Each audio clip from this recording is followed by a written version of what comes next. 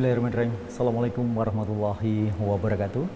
Pemirsa MTA TV dimanapun Anda berada dan juga pendengar Persada FM serta radio jaringan Majelis Tafsir Al-Quran yang saat ini sedang merilai acara ini. Alhamdulillah, segala puji bagi Allah Tuhan semesta alam yang senantiasa memberikan kita tentu saja kenikmatan iman, Islam, dan tentu saja juga bahwa hal ini sebagai rasa syukur kita sudah mulai menapak di 10 hari terakhir di bulan Ramadan. Mudah-mudahan kita bisa melewatkannya dengan maksimal, dan 10 hari terakhir tentu kita mengetahui di sana ada banyak kebaikan karena Rasul juga menganjurkan untuk bisa membangunkan keluarga, kemudian mengencangkan bagian tubuh yang bawah dan lain sebagainya. Ini merupakan sebuah targhib agar kita semuanya bisa mendapatkan la'alakum tattaqun. Salawat serta salam semoga tercurah kepada junjungan kita Rasulullah Muhammad Sallallahu Alaihi Wasallam, manusia maksum yang sudah dijamin surganya oleh Allah Subhanahu Wa Taala. Dan semoga juga tercurah kepada keluarga, para sahabat, dan para pengikut penegak sunnah-sunnahnya. Pemirsa, di edisi hari ini adalah edisi spesial karena kita akan menyimak kajian interaktif dengan tema Iktikaf bersama pimpinan Pusat Yayasan Majelis Tafsir Al-Quran. Beliau adalah Ustadz Nur Khalid Saifullah LCM Hum dan didampingi oleh Ustadz Marjono STHI. Langsung saja kita sapa beliau dan kita sedang bertempat di Masjid Pondok Pesantren MTA. Assalamualaikum warahmatullahi wabarakatuh, Ustaz. Waalaikumsalam warahmatullahi wabarakatuh. Bagaimana kabarnya untuk malam hari ini? Alhamdulillah, atas rahmat dan pertolongan Allah, kabar baik, sehat. Semoga demikian juga dengan Mas Bilal ya, Mas Bilal atau Mas Rudi nih. Jadi alhamdulillah kabar baik. Alhamdulillah. Bagaimana dengan Ustadz Marjono? Alhamdulillahirabbil alamin. Iya. Suara khas ini lama sekali tidak terdengar membaca brosur. Iya, pasti banyak orang yang merindukan pula. Dan pemirsa dimanapun Anda berada, tentu saja di malam hari ini ada sebuah informasi yang baik untuk kami kabarkan kepada para pemirsa dan juga pendengar bahwa saat ini ada beberapa masjid, tepatnya ada 10 masjid. Saya akan bacakan ya. Ada 1 masjid cabang Karangtengah 2 Wonogiri, kemudian Masjid Al Hidayah cabang Turi 1 Sleman, kemudian Masjid cabang Manyaran 2, Masjid Perwakilan Kota Salatiga, kemudian Masjid SDIT MTA Juwiring, Masjid Al-Mujahidin cabang Bulukerto Wonogiri, Masjid Al-Hidayah cabang Ngawen 1 Gunung Kidul, Masjid cabang Karangjati, kemudian ada Masjid Al-Furqon cabang Rampal 1 Sragen, dan juga sekalian Masjid At-Tawabin cabang Jumantono 1. Dan saat ini juga telah dilakukan beberapa kegiatan di Masjid Al-Furqon SDIT Karawang selama Ramadan yang beberapa waktu lalu juga telah diresmikan oleh Al-Ustadz sekaligus dihadiri oleh Bupati Karawang. Kegiatan selama Ramadan oleh Masjid Al-Furqon SDIT Karawang ini yakni kajian menjelang buka puasa, kemudian ada takjil buka puasa bersama, sholat tarawih tentu saja, dan juga kultum tarawih selama kurang lebih 15 menit, dan tadarus Al-Quran senantiasa dilakukan setiap harinya. Kemudian setiap subuh ada kultum ya, dan baca kitab rutin di setiap ba'da sholat zuhur. Sementara tausiah baca kitab ba'da asar dan iktikaf di 10 hari terakhir bulan Ramadan. Kemudian tahsin dan tahfidz selama iktikaf ini juga dilakukan, serta kajian tematik ba'da tarawih selama iktikaf, juga sahur bersama serta nanti akan diakhiri kegiatannya dengan sholat Idul Fitri. Ya, mudah-mudahan ini akan juga menginspirasi masjid-masjid lain yang saat ini mungkin juga sudah ada yang memulai untuk kegiatan iktikaf ini. Nah, Ustadz, terkait dengan tema kita di malam hari ini, ya, karena ini iktikaf ini sebuah kegiatan yang sering orang mendengarnya begitu. Namun terkadang orang belum tahu mengimplementasikannya ketika dia juga seorang karyawan atau pekerja apapun. Kemudian bagaimana ketika kegiatannya itu malam hari, misalnya dia buruh pabrik dan lain sebagainya. Gitu, Ustaz. Kami persilahkan untuk selengkapnya bisa menyampaikan tentang iktikaf ini, Ustaz. Silakan, Ustaz. Jazakumullah khairan katsira.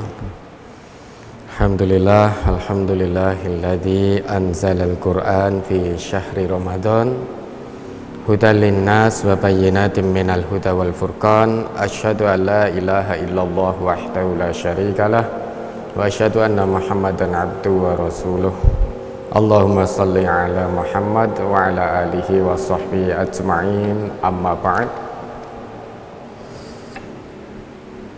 Usi nafsi wa iyyakum bittaqwallah faqad fazal muttaqun wa la tamutunna illa wa antum muslimun. Kaum muslimin dan muslimat, pemirsa MTA TV dimanapun berada, dan juga pendengar radio Persada FM maupun radio jaringan Majelis Tafsir Al-Quran yang turut merilai kegiatan ini.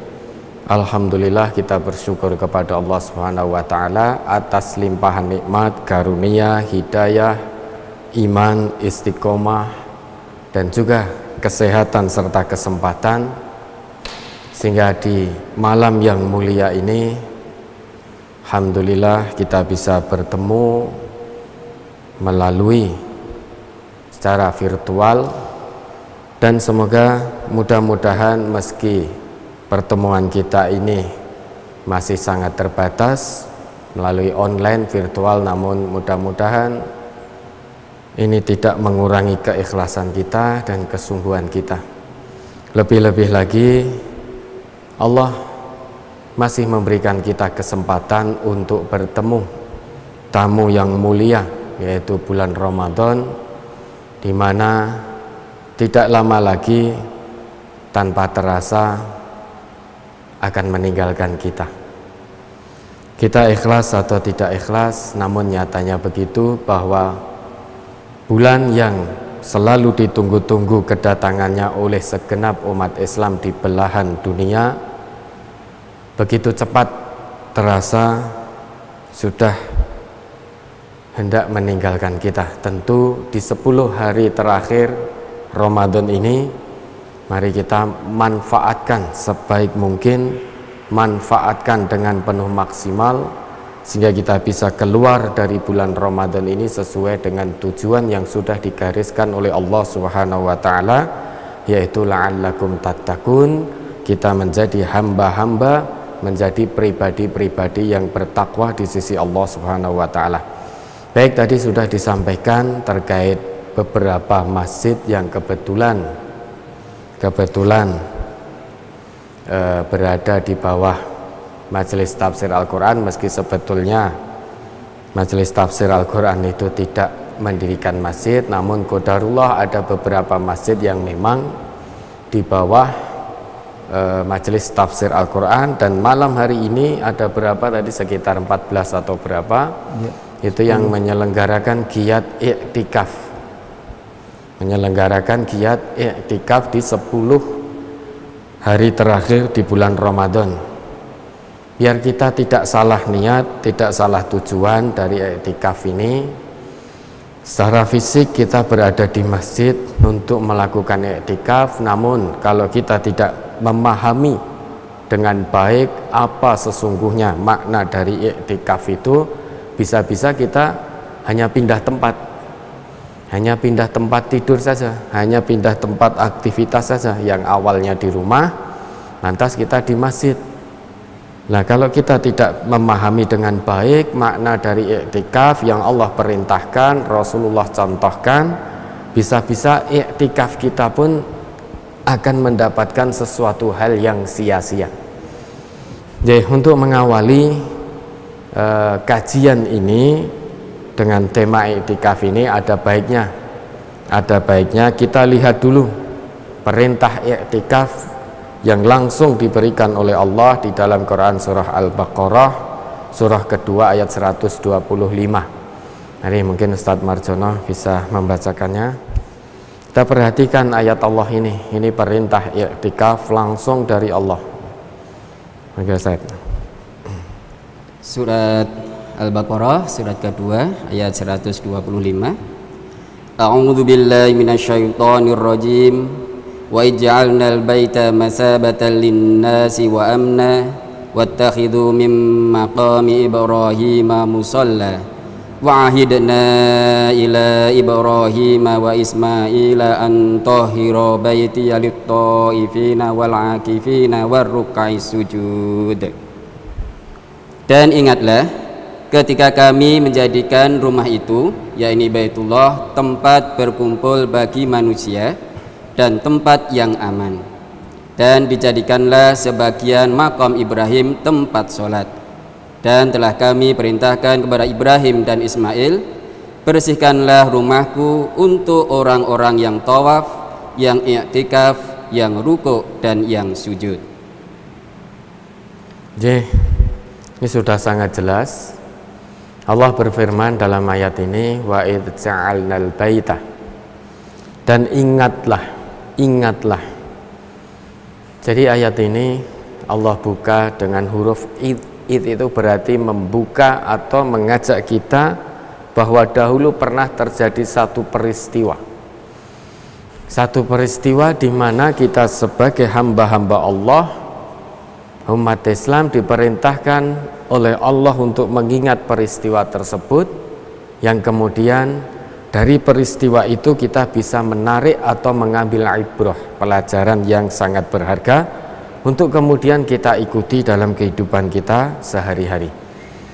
Wa idz ja'alnal baita, dan ingatlah ketika kami jadikan al-bait yang dimaksud karena itu ma'rifah pakai alif lam, maka yang dimaksud adalah Ka'bah.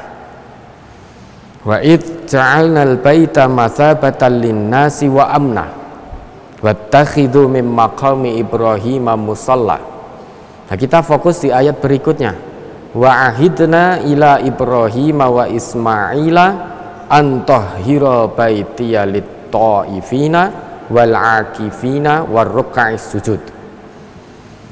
Kalau menurut Allah dari ayat ini, masjid yaitu al-bait tadi, Ka'bah itu berada di area Masjidil Haram.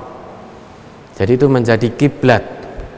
Nah, kita umat Islam yang tidak berada di sana, semakin menjauh dari Ka'bah, maka didirikanlah masjid-masjid. Nah, fungsi dari masjid menurut Allah dalam ayat ini ada 3. Yang pertama, apa fungsi dari Ka'bah itu? Ada 3. Yang pertama untuk tawaf, yang kedua untuk i'tikaf, yang ketiga untuk rukuk sujud dalam arti sholat. Lah, adapun masjid-masjid yang lain, karena semakin jauh dari Ka'bah tentu didirikanlah masjid-masjid. Maka fungsi masjid-masjid yang lain itu tentu fungsi yang pertama tidak bisa, untuk tawaf itu tidak bisa. Namun fungsi kedua, ketiga, nah itu berfungsi di masjid-masjid yang lain, yaitu untuk i'tikaf, kemudian untuk rukuk, untuk sujud dalam arti sholat.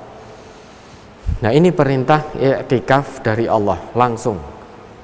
Dan sekarang yang menjadi pertanyaan dan insya Allah menjadi pembahasan kita pada malam hari ini, yaitu tentang i'tikaf. Insya Allah akan kita bagi menjadi 3 pembahasan ini, Mas Bilal, Ustadz Marjono. Yang pertama tentang pengertian. Jadi pengertian atau definisi dari i'tikaf, kemudian manfaat i'tikaf, kemudian bagaimana tata cara atau kaifiyah i'tikaf dari Rasulullah Sallallahu Alaihi Wasallam. Hal ini menjadi penting sehingga kita melakukan i'tikaf betul-betul tercapai tujuan kita dari iktikaf itu. Satu hal yang perlu digarisbawahi Bapak, Ibu, saudara dan saudari, iktikaf memang kita ketahui itu bukan satu ibadah yang wajib. Namun itu sunnah muakkadah. Meski itu sunnah, namun perlu kita ingat, ternyata ini ibadah sunnah tetapi Allah sebutkan di dalam Al-Quran. Maka ada kaidah, kalau sesuatu yang sunnah Allah sebutkan langsung di dalam Al-Quran, bahkan Allah perintahkan, berarti ibadah ini sangat penting. Contoh, sholat sunnah itu ada berapa? Ustaz, ada banyak kan? Ada banyak. Sholat sunnah ada banyak, ada rawatib, ada duha, dan lain sebagainya. Namun Allah sendirikan sholat tahajud itu. Dan Allah sebut di dalam Al-Quran, wa minal laili fatahajjat bihi nafilatallak. Tahajud itu sunnah bagi kita umat Nabi Muhammad. Namun ternyata Allah sebutkan, Allah sendirikan penyebutannya di dalam Al-Quran. Nah, ini menandakan bahwa tahajud itu adalah ibadah yang sangat penting. Pelakunya akan Allah angkat derajatnya menuju maqamam mahmudah, tempat yang terpuji, dimudahkan urusan, didekatkan kepada Allah dan lain sebagainya. Setiap permasalahan diberikan jalan keluar oleh Allah. Maka kaidah yang berlaku begitu. Kalau ada ibadah sunnah namun itu disebutkan oleh Allah, berarti ibadah sunnah ini ibadah yang sangat penting, termasuk iktikaf. Salah satu perintahnya tadi Allah sebutkan dalam Quran surah Al-Baqarah ayat 125. Nah, maka mari Bapak Ibu kita sama-sama pelan-pelan, insya Allah tidak perlu cepat-cepat, kita akan pelan-pelan senyaman mungkin, sehingga kita bisa memahami dengan baik, dengan sumul, menyeluruh, komprehensif apa makna dari iktikaf dan apa yang harus kita lakukan saat kita melakukan giat iktikaf ini. Yang pertama, pengertian iktikaf itu tentu harus kita jelaskan dulu. Pengertian iktikaf harus kita lihat dari asli bahasa aslinya, yaitu bahasa Arab, karena iktikaf ini dari bahasa Arab. Maka nanti kalau diperlukan, ya maka saya mohon izin untuk menuliskan beberapa hal biar lebih mudah dipahami. Jadi iktikaf ini kami mohon izin untuk menuliskan, ya, mohon izin. Insya Allah saya akan pelan-pelan dalam menjelaskan ini, sehingga insya Allah Bapak Ibu yang memang belum pernah belajar bahasa Arab sama sekali, insya Allah dengan penjelasan yang pelan nanti akan bisa mudah menangkap. Ya, i'tikaf itu kalau dalam bahasa Arab tulisannya begini.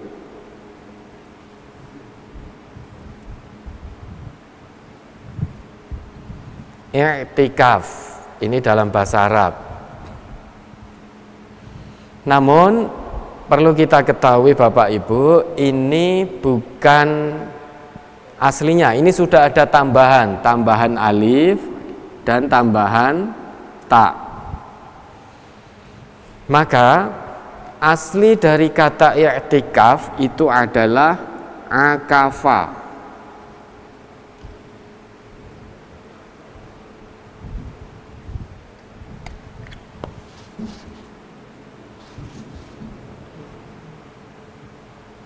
Adalah akafa.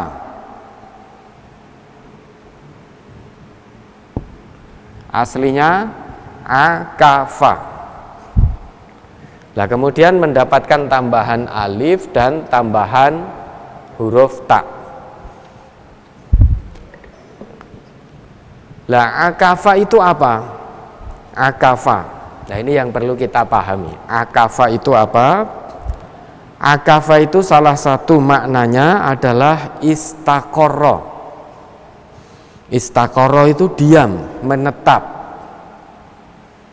Makna yang kedua lazima, yaitu melazimi. Bisa juga labisa atau tinggal. Sehingga kalau kita artikan dalam bahasa kita, akafa itu bisa kita terjemahkan diam dan fokus. Jadi diam dan fokus, bukan hanya sekedar diam saja, tetapi harus fokus. Harus fokus.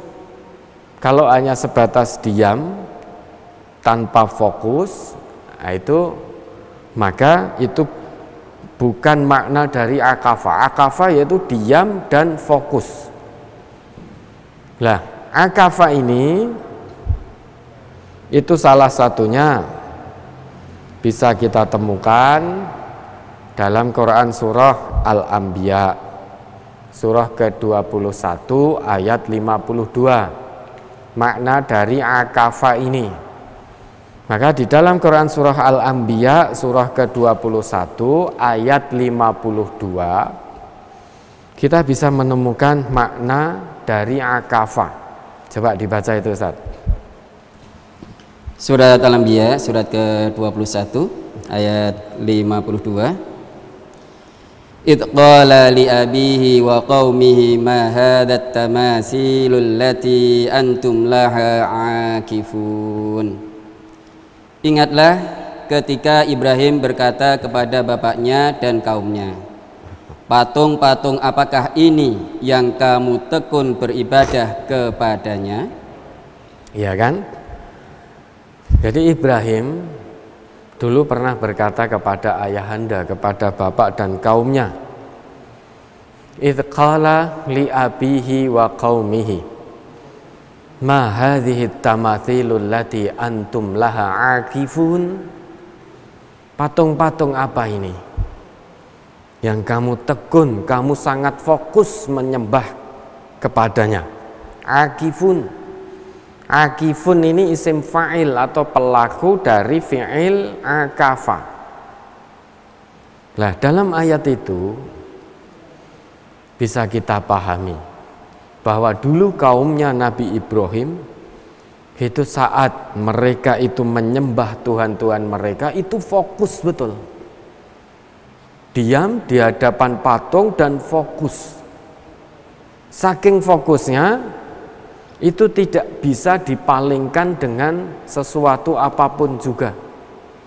Maka kaumnya Nabi Ibrahim pada waktu itu sangat sulit ya dipalingkan untuk tidak menyembah patung-patung. Untuk diajak menyembah kepada Tuhan yang Esa, diingatkan bahwa Tuhan-Tuhan yang kamu sembah adalah Tuhan yang batil, maka kembalilah kepada Tuhan yang Esa. Itu sulit, tidak mau, karena fokus sekali. Nah, akifun itu fa'il dari akafa, itu pelaku dari akafa, maka fokus. Jadi ini umatnya Nabi Ibrahim. Kemudian di umatnya Nabi Musa hal yang sama terjadi. Coba diingat Quran surah Al-A'raf surah ke-7 ayat 138. Jadi hal yang sama. Dulu umatnya Nabi Ibrahim itu sangat fokus menyembah patung-patung yang disebut dengan at-tamasil. At-tamasil jamak dari timsal, yaitu patung yang terbuat bisa dari batu ataupun dari tembaga, sehingga patungnya masih besar-besar begitu. Sehingga patungnya masih besar-besar, masih klasik gitu. Kalau orang menyebutnya ya dewa-dewa dan lain sebagainya. Sehingga patungnya masih besar-besar, lah di situ fokus. Namun ketika umatnya Nabi Musa, patungnya sudah bermetamorfosis. Jadi sudah ada inovasi lebih modern lagi. Maka tidak lagi disebut timsal atau tamasil, tapi disebut asnam. Coba dibaca Ustaz. Surat Al-A'raf surat ke-7 ayat 138.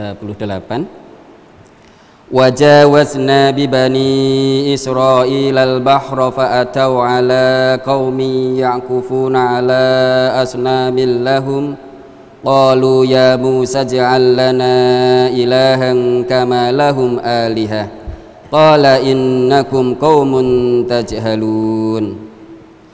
Dan kami seberangkan Bani Israel ke seberang lautan itu. Maka setelah mereka sampai kepada suatu kaum yang tetap menyembah berhala mereka, Bani Israel berkata, "Hai Musa, buatlah untuk kami sebuah Tuhan atau berhala, sebagaimana mereka mempunyai beberapa Tuhan atau berhala." Musa menjawab, "Sesungguhnya kamu ini adalah kaum yang tidak mengetahui sifat-sifat Tuhan." Ya kan? Di situ Bapak Ibu bisa temukan ayat yang berbunyi ya'kufun. Itu dari akafa. Jadi wajawazna bi bani Israil al-bahra fa'atau ala qaumin ya'kufuna ala asnamin lahum. Nah, ini betapa bengalnya ya, betapa keras kepalanya Bani Israel. Padahal Allah sudah selamatkan dari kejaran Fir'aun. Dan Fir'aun beserta bala tentaranya itu tenggelam di hadapan, disaksikan oleh mata kepala mereka. Namun ternyata itu tidak bisa menjadikan ibrah. Nah, setelah diselamatkan oleh Allah, bisa menyeberangi lautan, lantas dalam perjalanan mereka menemukan satu kaum yang masih diam fokus menyembah kepada berhala-berhala mereka. Ya'kufuna ala asnamin lahum. Nah, di sini disebut asnam, bukan lagi tamasil. Jadi ini sudah berinovasi berhalanya. Kalau asnam itu jamak dari sonam. Itu bisa terbuat dari kayu dan lain sebagainya. Kalau dulu besar-besar laksana dewa itu. Nah, kaumnya Nabi Musa itu membuat patung, yaitu sapi, anak sapi. Sehingga ada inovasinya. Dan ini sangat menjadi aneh. Aneh, akal sehat kita tidak bisa menerima. Patung yang mereka buat sendiri, kemudian mereka sembah, sedangkan patung itu tidak bisa menolong dirinya sendiri, apalagi menolong orang yang menyembahnya. Ini kan aneh. Namun itu ternyata tidak menyebabkan umatnya Nabi Ibrahim dan umatnya Nabi Musa sebagiannya tetap fokus pada penyembahan berhala. Nah, kita fokus pada pengertian dari i'tikaf ini. Asalnya adalah akafa. Akafa itu diam dan fokus, punya satu tujuan. Punya satu tujuan. Umatnya Nabi Ibrahim, umatnya Nabi Musa itu menyembah berhala mereka dengan begitu fokusnya. Saking fokusnya sangat sulit untuk dipalingkan oleh apapun. Bahkan diingatkan oleh Nabi Allah, oleh Nabiullah juga tidak mau, enggan untuk diajak kembali menyembah Tuhan yang Esa, tidak mau saking fokusnya. Nah, di zaman modern ini berhalanya pun juga sudah berinovasi sedemikian banyak. Coba kita perhatikan. Mari kita muhasabah pada diri kita. Berhala sekarang sudah berubah menjadi uang, harta benda, kedudukan. Bahkan gadget mahmul, HP itu sudah menyebabkan manusia sekarang sangat fokus. Mungkin anak-anak kita, saudara kita, keluarga kita. Mungkin kita pernah melihat saudara kita saking fokusnya terhadap HP-nya, kita panggil itu tidak menoleh. Kita ajak bicara tidak nyambung. Nah, itu orang yang begitu disebut akif, dia fokus terhadap mahmulnya, terhadap HP-nya. Saking asiknya, apalagi anak-anak muda itu. Sekarang kecanduan main game online dan lain sebagainya. Kalau sedang main game, diajak bicara orang tuanya pun seringkali tidak menggubris, tidak nyambung. Atau main game di laptop, temennya ngajak bicara juga tidak nyambung. Itu akif, fokus pada game online-nya. Nah, orang yang bekerja sekarang sudah, misalkan di hari Jumat, sebentar lagi sholat Jumat akan didirikan, khotib akan naik mimbar. Ketika diajak, dia masih fokus dengan pekerjaannya. Dia jawab, wah khotib saja belum naik mimbar. Wah masih khutbah yang pertama. masih ada khutbah yang kedua dan seterusnya, berarti itu fokus. Lah makanya i'tikaf juga demikian. Jadi diam dan fokus. Usaha yang lebih serius lagi itu namanya i'tikaf, bukan hanya sekedar akafah, tapi i'tikaf ditambahi tadi huruf alif dan juga huruf ta.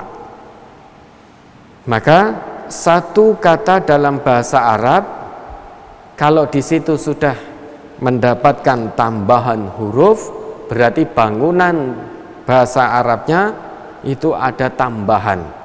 Sedangkan ada kaidah ziyadatul mabna tadullu ala ziyadatil makna. Jadi bertambahnya bangunan, kalau tadi akafa 3 huruf ditambahi alif dan ta menjadi 5 huruf, berarti bangunan huruf ini, kata ini itu ada tambahan hurufnya. Lah tambahan huruf ini menunjukkan tambahan maknanya. Kalau tadi akafa itu hanya sekedar diam dan fokus, maka usaha untuk lebih fokus lagi, untuk lebih serius lagi disebutkan dengan fi'il i'takafa, sifatnya i'tikaf. Maka dari sini i'tikaf ini pengertiannya ada di dalam Al-Quran, diperintahkan langsung oleh Allah. Lah i'tikaf kalau sudah mendapatkan tambahan huruf begitu, berarti dia ada beberapa makna yang lebih mendalam lagi dan itu menjadi manfaat bagi i'tikaf. Yang pertama adalah usaha yang lebih serius. Jadi orang yang beriktikaf itu lulus dari iktikaf, dia harus lebih serius lagi dalam mendekat kepada Allah. Usahanya harus lebih serius lagi. Kalau kita melakukan iktikaf 10 hari terakhir di bulan Ramadan, selesai i'tikaf kok kembali lagi ke masa lalu, artinya usaha kita masih biasa-biasa saja, jalan di tempat, sholat jamaah kita juga masih hanya kadang-kadang, kemudian masih suka menunda-nunda sholat, tidak suka mendengarkan ta'lim-ta'lim yang di situ disuarakan Quran dan Sunnah, masih suka benci dengan orang yang menyuarakan Al-Quran dan Sunnah, maka berarti dia tidak mendapat manfaat apapun dari i'tikaf. Karena orang yang i'tikafnya benar, i'tikafnya betul, maka dia akan lulus dari i'tikaf itu ditandai dengan usaha mendekat kepada Allah lebih serius lagi. Itu makna manfaat dari i'tikaf yang pertama. Kemudian yang kedua, terencana. Hidupnya itu terencana, terprogram. Jadi untuk melakukan kebaikan-kebaikan itu terencana dengan baik. Jadi orang yang lulus dari i'tikaf, maka hidupnya itu terencana. Tidak hanya sebatas banyu mili mengikuti kemana air mengalir, tidak. Namun ada rencana kebaikan-kebaikan yang sudah dia susun. Nah, kemudian yang ketiga, manfaatnya hidupnya menjadi terpola. Menjadi terpola. Untuk kebaikan-kebaikan menjadi terpola. Tadi punya rencana, usaha yang sangat serius, kemudian usahanya itu dia gambarkan dalam satu perencanaan yang matang, kemudian rencana itu dia polakan sehingga hidupnya itu terpola, penghambaan dirinya kepada Allah itu ada polanya, tidak asal-asalan. Nah, kemudian yang keempat, manfaat keempat adalah konsisten, istiqomah. Itu orang yang lulus i'tikaf. Sehingga dengan kata lain, i'tikaf itu bisa kita artikan dengan bahasa kita, gambaran suatu hamba.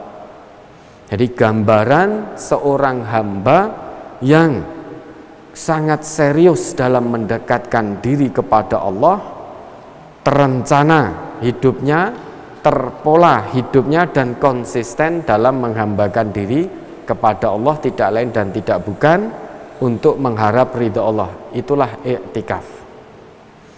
Jadi fokus betul. Jadi di masjid bukan hanya berdiam diri, tetapi ada program yang terencanakan dengan baik. kemudian terpola dengan baik. Maka saudara-saudara yang saat ini sedang menjalani iktikaf, bersyukurlah kepada Allah. Berarti saudara menjadi hamba-hamba yang dipilih Allah. Ada program besar di dalam iktikaf saudara ini, ada program yang begitu mulia. Maka kalau hanya sebatas pindah tempat dari rumah kemudian ke masjid, tetapi di masjid itu tidak ada programnya, tidak ada rencananya, dan juga tidak ada konsistensi, maka iktikaf tinggal nama saja. Hasilnya tidak akan kita dapat. Di dalam masjid hanya pindah tidur, di dalam masjid masih sibuk dengan HP-nya, masih sibuk dengan WA-nya, masih sibuk dengan Instagram-nya, dengan Facebook-nya, sehingga tujuan dari iktikaf tidak bisa dipahami dan tidak bisa diraih, karena hanya pindah tempat ngertinya atau yang dipahami, pokoknya iktikaf itu berdiam di masjid. Nah, kalau hanya sebatas berdiam di masjid tetapi melakukan hal-hal yang tidak manfaat, yaitu bukan iktikaf.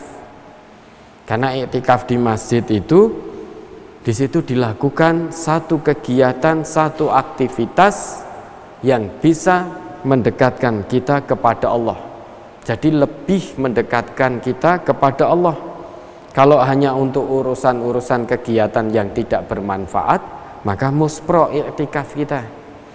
Maka lakukan kegiatan-kegiatan apapun itu, yang penting adalah kegiatan baik, entah itu sholat, entah itu qiraatul Quran, maupun kajian-kajian, maupun hal-hal lain yang memang bisa menjadikan kita lebih dekat lagi kepada Allah.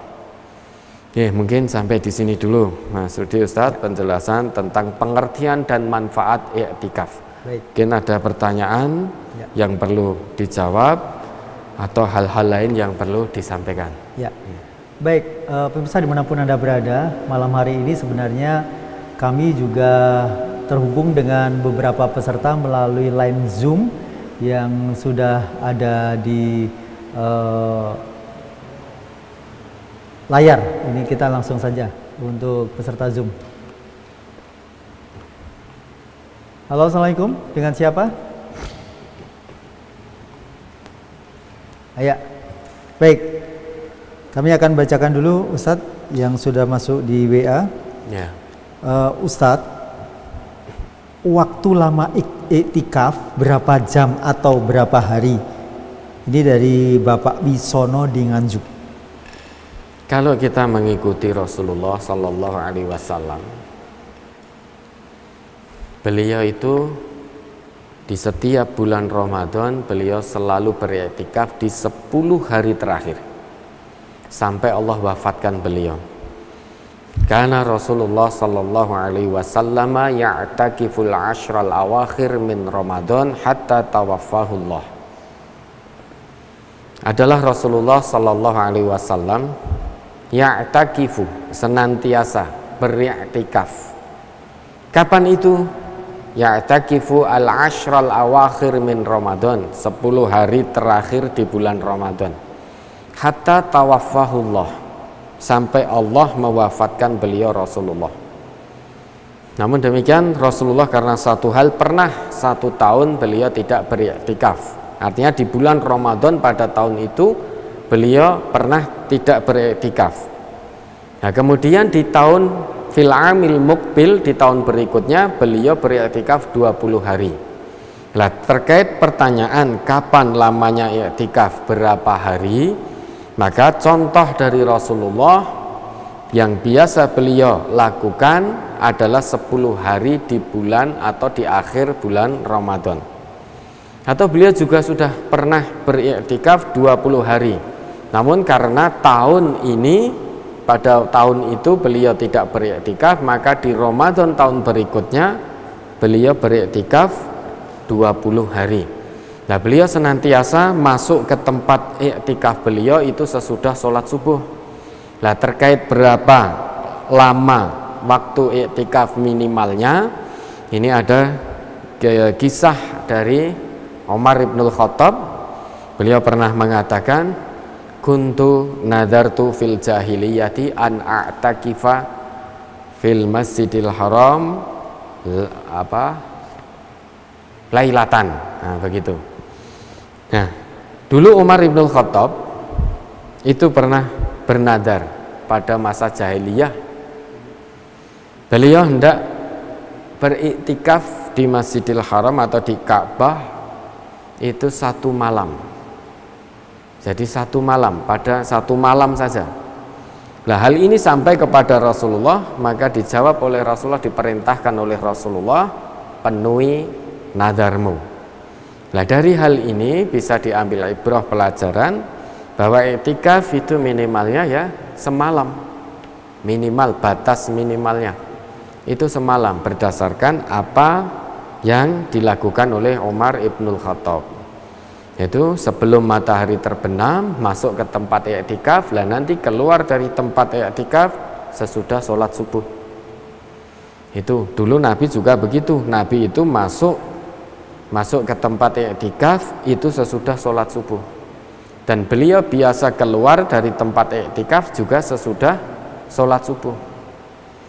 Dan Umar Ibnul Khattab pernah beriktikaf, masuk tempat iktikaf sebelum matahari terbenam, keluar dari iktikaf itu sesudah sholat subuh. Ya, mudah-mudahan bisa dipahami. Ya, baik, demikian Pak Wisono di Nganjuk. Berikutnya kami buka lagi pertanyaan dari Joko S di Bandung Barat. Aktivitas apa saja yang dianjurkan dan dilarang saat iktikaf, Ustaz? Baik, aktivitas yang dianjurkan tentu segala aktivitas yang di situ ada sifat zikrullahnya.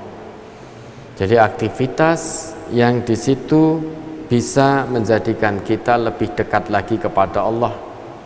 Apapun itu aktivitasnya, namun ada sifatnya zikrullah. Sehingga aktivitas-aktivitas yang baik yang bisa mendekatkan kita kepada Allah, yaitu dianjurkan untuk dilakukan di dalam i'tikaf. Adapun yang dilarang, ya ada Ummul Mukminin Siti Aisyah, beliau pernah menceritakan as-sunnatu 'alal mu'takif, ya, yang disunahkan kepada orang-orang yang sedang beriktikaf. Mu'takif itu isim fa'il dari i'takafa. Maka as-sunnatu 'alal mu'takif alla ya'uda maridun. Itu yang pertama. Disunahkan bagi orang-orang yang beriktikaf hendaknya dia tidak mengunjungi orang yang sedang sakit. Artinya ziarah tilik orang yang sedang sakit itu tidak dianjurkan atas orang-orang yang beriktikaf, karena sunnahnya bagi orang yang beriktikaf dia tidak menjenguk orang sakit. Itu yang pertama. Sunnah kedua, wala yashhada janazatan, tidak layat. Jadi ada yang meninggal, disunahkan bagi orang yang beriktikaf dia tidak melayat. Kemudian wala yamassam ra'atan wala yubashiroha, dia tidak menyentuh perempuan, dalam arti tidak menyentuh dan tidak mengumpuli istrinya, tidak melakukan hubungan badan. Dan ini juga terdapat dalam Al-Quran, wala tubashiruhunna wa antum akifuna fil masajid, dalam Quran surah Al-Baqarah ayat 187 itu di tengah-tengahnya. Jadi wala tubashiruhunna wa antum akifuna fil masajid, sudah tahan diri 10 hari tinggalkan istri. 10 hari tinggalkan istri, ada rasa kerinduan yang membuncah mungkin, namun tahan diri karena kita sedang beriktikaf. Sedangkan orang yang beriktikaf itu dilarang ketika malam harinya itu berhubungan badan atau menggauli istrinya. Apakah dosa? Insya Allah tidak dosa, namun i'tikafnya otomatis batal. Padahal ada hikmah besar atau pahala besar di sisi Allah orang yang lulus dari i'tikafnya. Maka disunahkan bagi orang-orang yang beriktikaf, sunnah ketiga, wala yamassam ra'atan wala yubashiroha, Jadi tidak menyentuh dan tidak menggauli, artinya tidak melakukan hubungan suami istri. Itu orang-orang yang sedang beriktikaf. Kemudian hadis itu berlanjut, disunahkan atas orang-orang yang beriktikaf wala yakhruja li hajatin illa lima la budda minhu. Dia tidak keluar dari tempat iktikafnya untuk satu kepentingan, untuk satu keperluan, kecuali keperluan itu sangat urgen, sangat mendesak, sehingga mau tidak mau dia harus keluar dari iktikafnya. Contoh, dia harus buang hajat, maka tidak bisa itu orang yang buang hajat, dia sedang iktikaf, mau tidak mau dia harus keluar dari tempat iktikafnya untuk buang hajat. Maka orang yang beriktikaf disunahkan wala yakhruja li hajatin illa lima la budda minhu. Dia tidak keluar dari tempat iktikafnya untuk satu keperluan kecuali yang mengharuskan. Ya contohnya tadi buang hajat. Kemudian wala i'tikafa illa bisaumin. Tidak ada i'tikaf kecuali dengan puasa. Kemudian wala i'tikafa illa fi masjidin jami'. Tidak ada i'tikaf kecuali di masjid jami'. Masjid jami' itu adalah masjid di mana di situ didirikan sholat 5 waktu dan juga sholat Jum'ah. Itu disebut masjid jami'. Maka sunnah-sunnah itu tadi seperti tidak menjenguk orang sakit, tidak melayat, kemudian tidak berhubungan suami istri, kemudian tidak keluar dari tempat iktikaf untuk satu kepentingan kecuali kepentingan yang mendesak, itu disunahkan oleh syariat kita atas orang-orang yang sedang beriktikaf. Adapun kegiatan-kegiatan yang dianjurkan untuk dilakukan adalah kegiatan apapun itu yang punya sifat zikrullah, mengingat kepada Allah. Bisa juga tadi ada itu apa, sudah disebutkan itu ada program salah satu masjid tadi yang saat ini sedang melakukan iktikaf juga, ada kajian kultum Ramadan, kajian ba'da tarweh, kemudian ada takjil, tadarus, ada tahfidz dan lain sebagainya. Itu semuanya adalah kegiatan yang punya sifat zikrullah, maka sangat dianjurkan. Namun kalau hal-hal yang sifatnya tidak ada zikrullah, kita lalai, lengah dalam beriktikaf, kita banyak ngobrolnya ngalor ngidul enggak karuan, kita asik dengan HP kita dan lain sebagainya, maka hati-hati, jangan-jangan iktikaf kita tidak mendapatkan apa-apa di hadapan Allah. Jadi mudah-mudahan bisa menjawab pertanyaan. Ya. Dan sepertinya sudah ada yang akan bergabung. Ini Bapak Miftah dari Karawang. Kita langsung tersambung dengan beliau. Assalamualaikum warahmatullahi wabarakatuh. Halo, assalamualaikum Pak Miftah.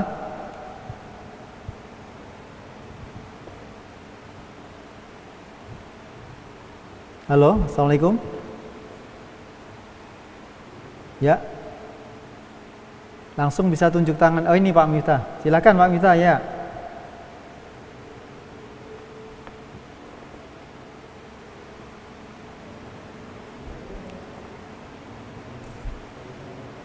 Ya, di mute Pak.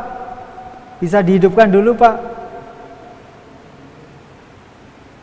Audionya bisa dihidupkan dulu.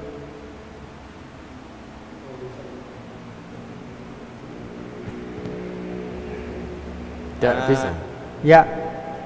Berkenaan dengan tadi kegiatan-kegiatan yang tidak disunahkan oleh Rasulullah yang bisa membatalkan puasa, bisa membatalkan i'tikaf. Di Masjid Al-Furqon Karawang ini diadakan buka puasa baik takjil maupun makan besar itu di halaman SDIT MTA Karawang, Ustaz. Ya. Apakah kalau keluar untuk buka puasa dari masjid itu juga tidak dianjurkan, Ustaz? Yang pertama itu. Yang kedua, apa hubungan iktikaf dengan Lailatul Qadar, Ustaz? Yang mana hadis-hadisnya disuruh mencari Lailatul Qadar. Terima kasih. Assalamualaikum warahmatullahi wabarakatuh. Ya kalau memang makanannya tersedia di luar, di halaman, itu kan masih menjadi area. Nah, insya Allah tidak mengapa. Tapi begitu selesai makan di situ, takjil di situ, begitu selesai maka segera kembali ke tempat iktikaf. Segera kembali ke tempat iktikaf. Kalau memang di dalam masjid tidak disediakan makanan, tidak disediakan takjil, kita makan memang harus keluar, ya insya Allah tidak mengapa. Namun dengan catatan hanya sekedar menunaikan kebutuhan saja. Jadi apa kebutuhannya segera selesaikan, segera tunaikan, kemudian setelah itu segera kembali ke tempat iktikaf. Itu yang pertama. Apakah batal? Insya Allah tidak, karena dulu Nabi kita la yadkhulul baita illa lihajatin idza kana mu'takifan. Nabi itu tidak pernah masuk rumah beliau kecuali untuk satu keperluan pada saat beliau beriktikaf. Pada saat beliau beriktikaf, beliau tidak pernah masuk ke rumah, artinya tidak pernah meninggalkan tempat iktikaf beliau kecuali hanya untuk satu keperluan. Maka keperluan itu segera tunaikan. Kalau memang para mu'takifun ini, para yang sedang beriktikaf ini, ada satu keperluan seperti tadi takjil yang mengharuskan keluar dan makan yang mengharuskan keluar, maka kebutuhan itu segera ditunaikan, segera diselesaikan. Setelah itu segera kembali ke tempat iktikaf. Itu yang pertama. Kemudian yang kedua, tadi apa hubungannya iktikaf dengan Lailatul Qadar? Kan begitu. Memang hal ini terkait dengan Lailatul Qadar ini memang ada perbedaan pendapat di antara ahlul ilmi. Ada yang menyatakan bahwa Lailatul Qadar itu datang setiap tahun, yaitu setiap bulan Ramadan. Kemudian ada yang menyatakan bahwa Lailatul Qadar itu terjadi hanya pada saat itu saja, saat turunnya Al-Quran ke langit dunia, sehingga itu disebut malam kemuliaan. Coba dibaca itu suratnya, Ustaz.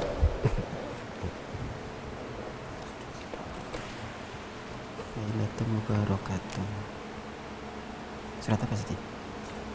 Inna anzalnahu fi lailatul qadar. Oh, surat Al-Qadar, Ustaz. Ya.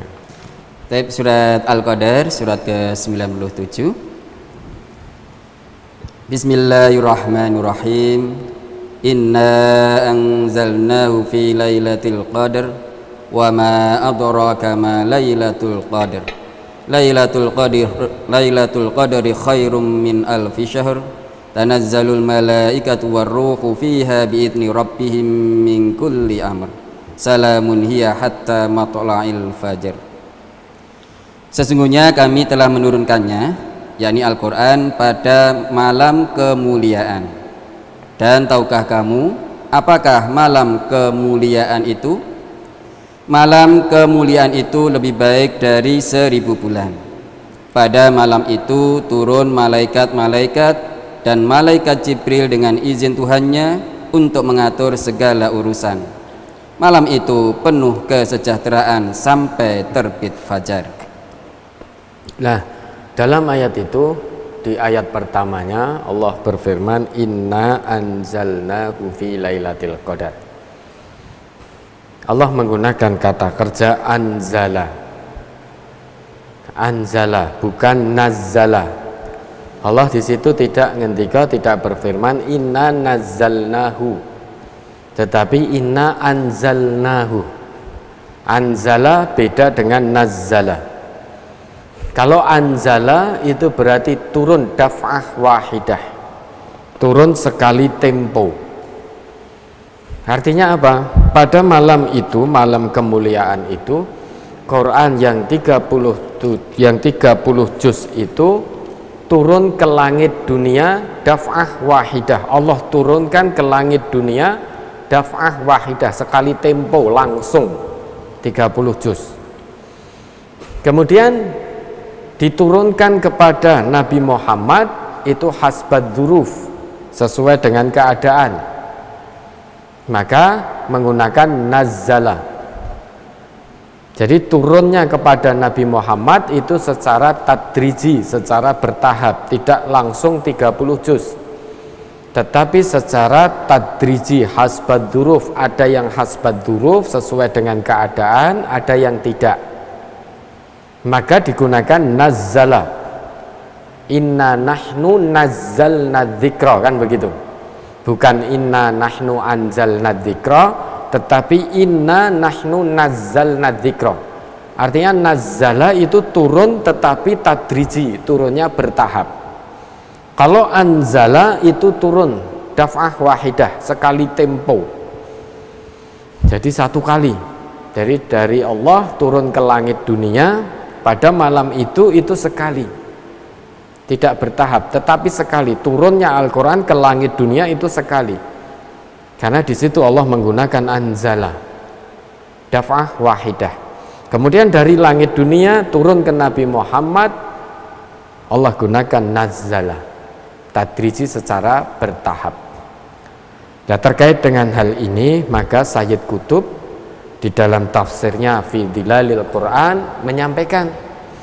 beliau menyampaikan bahwa sangat penting bagi umat Islam untuk tidak melupakan peristiwa agung tersebut, untuk tidak melupakan bahwa dulu pernah terjadi satu peristiwa di mana Al-Quran diturunkan oleh Allah ke langit dunia sekali tempo, bahwa dulu ada peristiwa itu. Maka beliau menyatakan tidak sezugzanya bagi setiap muslim untuk melupakan dzalika dzikra, untuk melupakan peristiwa atau peringatan pada waktu itu. Sehingga dari hal ini ada yang menyatakan bahwa Lailatul Qadar itu hanya terjadi sekali pada saat turunnya Al-Quran ke langit dunia pada saat itu. Namun demikian, jumhur ulama, mayoritas ulama itu menyatakan bahwa Lailatul Qadar itu turun setiap tahun di bulan Ramadan, berdasarkan dari hadis-hadis Rasulullah. Taharrau Lailatul Qadri fil witri min Ramadan, kan begitu, ada hadis Rasulullah yang menyatakan begitu. Taharrau, carilah Lailatul Qadar, taharrau Lailatul Qadar fil witri min Ramadan. Jadi minal ashril awakhir. Jadi carilah Lailatul Qadar di malam-malam ganjil bulan Ramadan 10 hari terakhir. Kemudian di hadis lain disebutkan iltamisuha, carilah Lailatul Qadar fi tasi'atin tabqa fi sabi'atin tabqa fi khamisatin tabqa. Carilah Lailatul Qadar pada malam 9 yang tersisa, pada malam ke-7 yang tersisa, pada malam ke-5 yang tersisa. Artinya malam 9 berarti malam 21, malam ke-7 berarti malam 23, malam ke-5 berarti malam yang tersisa berarti malam ke-25. Ada hadis-hadis Nabi seperti itu. Nah, terkait dengan hal ini bagaimana sikap kita? Karena di situ tidak ada satu informasi yang soreh, yang detail terkait kapan malam Lailatul Qadar itu terjadi. Memang dulu Nabi sempat diperlihatkan dalam mimpi beliau tentang Lailatul Qadar. Uritu Lailatul Qadri. Summa aiqadha ba'du ahli. Jadi dulu aku yaitu Nabi pernah diperlihatkan dalam mimpi terkait dengan malam Lailatul Qadar. Lantas bagian anggota keluargaku membangunkan aku. Fanusituha. Kemudian setelah itu waktu terkait dengan Lailatul Qadar aku dilupakan. Artinya dulu datang dalam mimpi, Nabi kita pernah bermimpi tentang waktu Lailatul Qadar, namun setelah itu dilupakan lagi oleh Allah kapan terjadinya, pasnya kapan. Kemudian Nabi bersabda, iltamisuha, carilah fil ashril ghawabir, pada malam-malam terakhir 10 hari di bulan Ramadan. Carilah fi tasi'atin fi sabi'atin fi khamisatin. Carilah pada malam ke-9, malam ke-7, malam ke-5. Artinya di malam-malam ganjil dari 10 hari terakhir bulan Ramadan. Dari sini karena tidak ada waktu yang sore, kita sebagai umat Nabi Muhammad yang bisa kita ambil ibrah atau pelajaran dari perbedaan ahlul ilmi ini terkait apakah Lailatul Qadar itu datang di setiap tahun ataukah hanya terjadi pada waktu itu saja. Wallahu a'lam, itu yang tahu hanya Allah. Lah kita sebagai umat Nabi Muhammad, sebagai umat Islam, sebagai orang yang beriman, maka ada tuntunan dari Rasulullah. Ketika kita sudah masuk di 10 hari terakhir, Rasulullah itu mencontohkan syadda mi'zarahu. Karena Rasulullah idza dakhala al-ashru sadda mi'zarahu. Adalah Rasulullah apabila masuk malam-malam 10 terakhir di bulan Ramadan, syadda mi'zarahu, mengencangkan ikat pinggang beliau. Artinya apa? Lebih tekun lagi, lebih giat lagi untuk beribadah kepada Allah. Karena sebentar lagi akan ditinggalkan oleh bulan Ramadan. Coba ibrah yang bisa kita ambil, ini Rasulullah, kekasih Allah, surganya jelas berada di surga yang tertinggi. Tidak ada yang lebih tinggi kenikmatan surga yang menandingi surganya Rasulullah. Surganya jelas, masuk surga tanpa hisab. Itu saja ketika beliau masuk 10 hari bulan Ramadan, syadda mi'zarahu, lebih tekun lagi dalam beribadah, lebih giat lagi, lebih semangat lagi, mengencangkan ikat pinggang beliau. Lah kita, Nabi bukan, Rasul bukan, surga belum jelas, neraka sudah jelas, hisab menegangkan, namun kita tidak mau dan bahkan enggan untuk mencontoh Rasulullah. Lebih-lebih di 10 hari terakhir di bulan Ramadan, dulu saat sebelum pandemi itu, orang 10 hari terakhir bulan Ramadan sudah melupakan, kebanyakan melupakan masjid, sudah fokusnya ke mudik semua, sudah mempersiapkan segalanya untuk mudik. Padahal mudik ke kampung halaman itu adalah mudik yang sementara, sedangkan kita mudik ke kampung akhirat itu adalah mudik yang abadi. Kalau kita sudah masuk ke sana nanti tidak akan bisa kembali ke dunia lagi.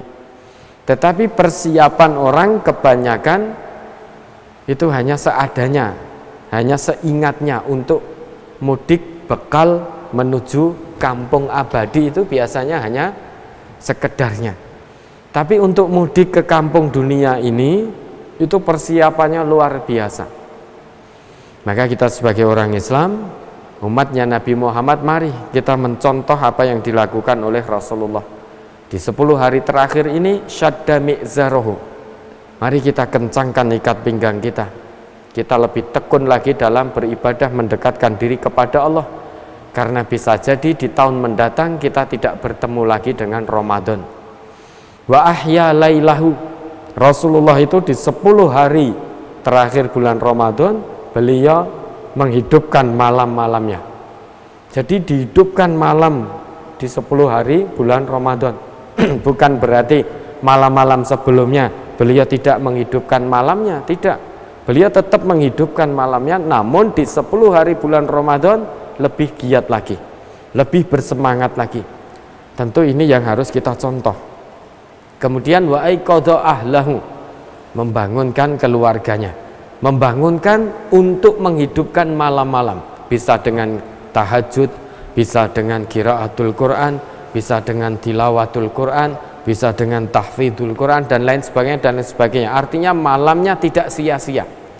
Tidak untuk begadang lihat sepak bola, tidak untuk begadang main game online, tidak untuk begadang untuk hal-hal yang sia-sia. Namun betul-betul malamnya itu sangat bermanfaat untuk taqarrub ilallah, mendekatkan diri kepada Allah.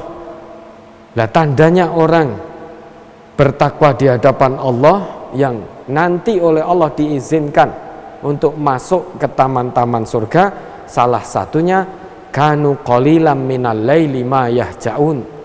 Itu sedikit tidurnya pada malam hari. Artinya dia sedikit tidur karena digunakan untuk bermunajat, untuk beribadah kepada Allah, sehingga malamnya hanya sedikit dia gunakan untuk tidur. Yang lain selebihnya dia gunakan untuk bermunajat kepada Allah. Nah, terkait dengan perbedaan Lailatul Qadar ini, yang satu menyatakan turun setiap tahun karena ada perintah dari Nabi Muhammad kita untuk mencari Lailatul Qadar di malam-malam ganjil. Yang satu menyatakan bahwa Lailatul Qadar hanya terjadi pada malam itu saja, saat Al-Quran turun ke langit dunia pada malam kemuliaan, turun daf'ah wahidah. Terkait ada perbedaan dari ahlul ilmi, kita generasi muslim saat ini tidak perlu membesar-besarkan perbedaan ini, tidak perlu menjadikan perbedaan ini sesuatu masalah yang serius sehingga menyebabkan retaknya hubungan, menyebabkan retaknya persaudaraan sesama muslim hanya gara-gara perbedaan paham terkait dengan Lailatul Qadar ini, maupun terkait dengan hal-hal yang lain yang memang di situ ada khilafiyah. Nah, ibrah yang bisa kita ambil bahwa sebentar lagi Ramadan akan meninggalkan kita. Maka yang dicontohkan oleh Rasulullah tadi, kita mengencangkan ikat pinggang kita, lebih serius lagi dalam beribadah, mendekatkan diri kepada Allah. Terlepas ternyata Lailatul Qadar turun setiap tahun dan kita mendapatkannya, karena itu kapan datangnya kita juga tidak tahu. Allah tidak menyebutkan secara pasti, Nabi juga tidak menyebutkan secara pasti kapan turunnya Lailatul Qadar itu. Lah, terlepas ternyata nanti jika ada, maka dengan kita giat beribadah kepada Allah di 10 hari terakhir ini, kalau ternyata qadarullah, ternyata Lailatul Qadar turun setiap tahun di bulan Ramadan, qadarullah kita menjadi hamba yang dipilih oleh Allah untuk mendapatkannya, ya alhamdulillah. Alhamdulillah. Kalau ternyata tidak turun setiap tahun dan hanya terjadi pada waktu itu saja, saat turun ilas sama'id dunya, Al-Quran turun ke langit dunia daf'ah wahidah, sekali tempo 30 juz, maka kita sudah mencontoh Rasulullah. 10 hari terakhir lebih giat lagi dalam beribadah. Artinya ini menjadi wanti-wanti kita. Kita sudah 20 hari menjalankan ibadah puasa Ramadan. Jangan sampai 10 hari tersisa ini kita lewatkan begitu saja, dengan penuh tetap nyantai, melakukan hal-hal yang tidak bermanfaat, begadang di setiap malam, tapi begadang kita bukan untuk menghidupkan malam, namun untuk hal-hal yang tidak bermanfaat, seperti untuk main game, seperti untuk kongko-kongko nongkrong dan lain sebagainya. Maka na'udzubillah, jangan-jangan kita keluar dari bulan Ramadan, kita termasuk hamba yang tidak diampuni oleh Allah dosa-dosa kita. Na'udzubillah. Dan itu menjadi salah satu doa malaikat Jibril yang diamini oleh Rasulullah. Tatkala malaikat Jibril berdoa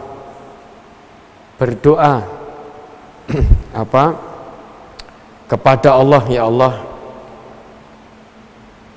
berilah kecelakaan bagi seorang hamba yang apabila dia menemui Ramadan, masuk di bulan Ramadan, tetapi dia keluar dari bulan Ramadan, dosa-dosanya belum diampuni oleh Allah. Berilah kecelakaan pada fulan. Lah itu diamini oleh Nabi kita. Kenapa kok bisa begitu?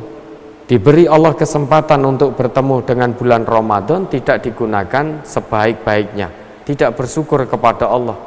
Jadi sama saja bulan Ramadan atau di luar bulan Ramadan, tetap saja perbuatannya selalu menyimpang dari Allah. 11 bulan digunakan untuk jauh dari Allah, menyimpang dari Allah. Allah masih maha baik. 11 bulan waktu berlalu begitu saja tanpa kita dekat kepada Allah. Allah masih beri kesempatan 1 bulan agar 1 bulan ini menjadi titik balik buat kita, tolak ukur bagi kita, nuktatul intilak, jadi titik intilak kita. 11 bulan kita sudah jauh dari Allah, maka Allah beri kesempatan 1 bulan, ayo kembali kan gitu. Ayo kembali, kita diberi 1 bulan ini menjadi titik balik kita, momentum kita untuk kembali kepada Allah dan Rasulnya, momentum kepada jalan yang Allah ridhoi. Lah maka tinggal 10 hari ini kita manfaatkan sebaik mungkin dengan mencontoh apa yang dilakukan oleh Rasulullah. Lebih semangat lagi dalam beribadah, qiyamul lailnya lebih semangat lagi, qiraahnya lebih semangat lagi, tilawahnya lebih semangat lagi, ibadah-ibadah sunnahnya lebih ditingkatkan lagi. Itu semua dilakukan oleh Rasulullah. 10 hari terakhir sadda mi'zarohu, kencangkan ikat pinggang beliau. Lah terlepas apakah turun setiap bulan Ramadan Lailatul Qadar itu atau hanya turun sekali itu saja, jangan sampai itu menjadi masalah yang besar di antara kita. Itu yang tahu hanya Allah, dan kita saling menghargai perbedaan pendapat yang ada di antara kita.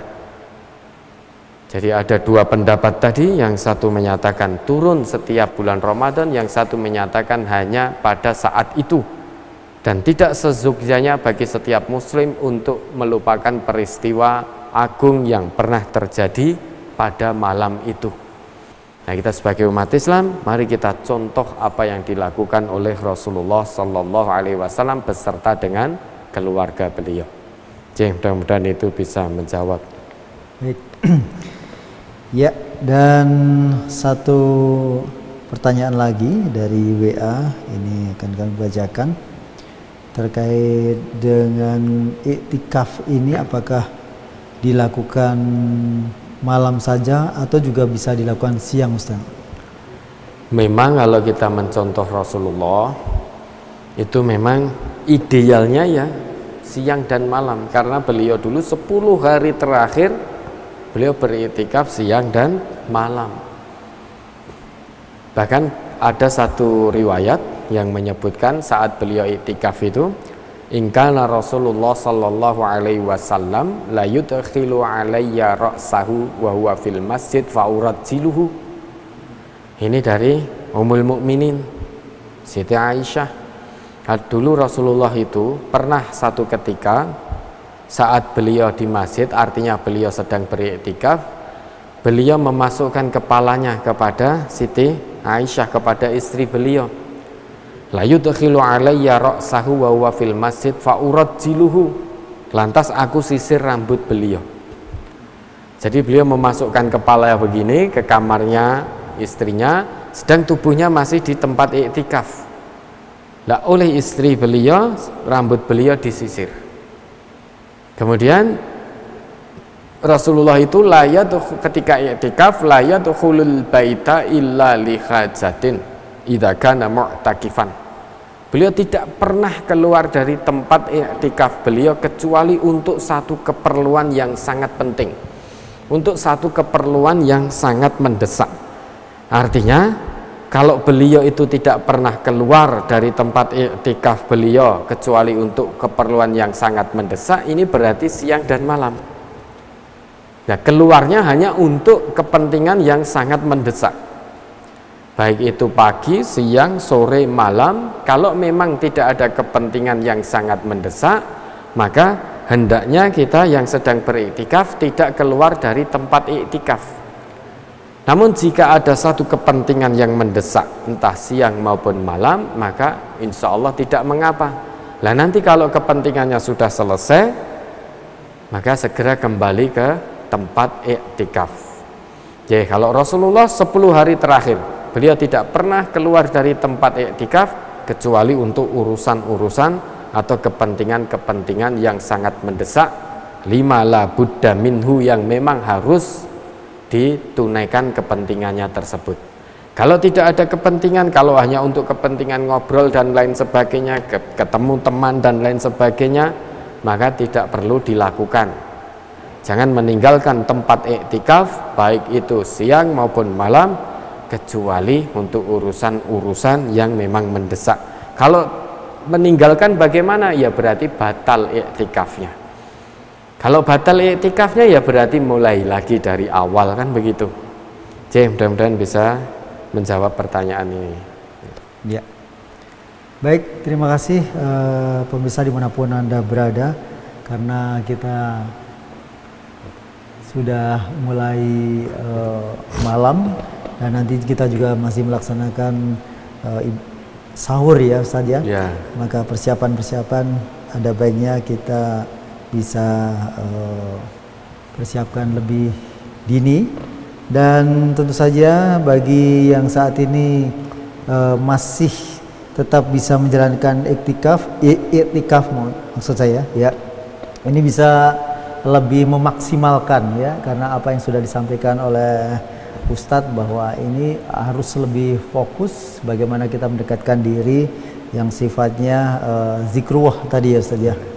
Baik Ustadz, terima kasih sekali. Sebentar, terakhir saya ingin menyampaikan satu hal terakhir. Bapak dan saudara yang saat ini sedang melakukan iktikaf, bersyukurlah kepada Allah. Dan kita atau siapapun umat Islam yang saat ini memang belum diberi kesempatan oleh Allah untuk melakukan satu kegiatan iktikaf, kita tetap bersyukur kepada Allah. Allah sudah sampaikan kita di bulan Ramadan, dan Allah sudah sampaikan kita di 10 hari terakhir bulan Ramadan. Maka mari hendaknya kita jadikan 10 hari terakhir bulan Ramadan ini waktu untuk kita betul-betul merenung kepada Allah, betul-betul merenung. Sudahkah 20 hari Ramadan yang kita lalui kemarin itu betul-betul sudah sesuai dengan tujuan dari disyariatkannya puasa atau belum? Sudahkah 20 hari Ramadan kemarin sudah bisa lebih mendekatkan diri kita kepada Allah, atau masih hanya biasa-biasa saja, atau tidak ada rasa sama sekali, sehingga sebelum Ramadan kita tidak perbuatan baik, kita hanya biasa-biasa saja, kurang semangat, ibadah-ibadah sunnahnya belum kita lakukan. Masuk 20 hari Ramadan ternyata masih sama, ibadah sunnah juga masih malas-malasan, ibadah wajib juga masih ditunda-tunda. Maka mari kita gunakan 10 hari terakhir ini betul-betul sebagai waktu kita untuk merenung kepada Allah. Kita usahakan untuk lebih dekat lagi kepada Allah. Dan bagi bapak dan saudara yang saat ini menjalani iktikaf di masjid-masjid, di 14 masjid tadi utamanya, kami pesankan untuk tetap menjaga protokol kesehatan, untuk tetap menjaga protokol kesehatan semaksimal mungkin. Maka jangan sampai kita melakukan satu giat iktikaf tapi dengan mengabaikan protokol kesehatan, sehingga nanti akan terjadi hal-hal yang tidak diharapkan. Na'udzubillah. Maka tetap semangat, bersyukur kepada Allah, tingkatkan ibadah kepada Allah, dekatkan diri lagi kepada Allah di 10 hari terakhir ini, dan mudah-mudahan 10 hari terakhir ini betul-betul bisa menjadi momentum kebangkitan kita untuk lebih dekat lagi kepada Allah, baik ketika kita masih di bulan Ramadan maupun nanti saat kita sudah keluar dari bulan Ramadan. Dan kita senantiasa memohon kepada Allah, mudah-mudahan Allah berkahi usia kita dan Allah sampaikan kita, pertemukan kita lagi di bulan Ramadan di tahun-tahun mendatang. Itu yang bisa kami sampaikan. Ya. Baik, terima kasih Ustadz.